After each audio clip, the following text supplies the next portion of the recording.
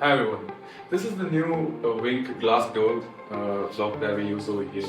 This is actually put on installed in a glass door over here, and there's many different ways that you can enter it. That you can use the smart key.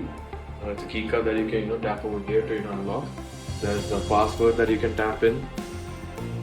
See, you can tap in the password over here, or you can use the fingerprint.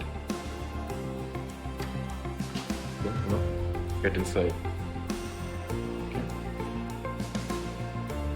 So in case the battery dies, there's actually a keyhole over here.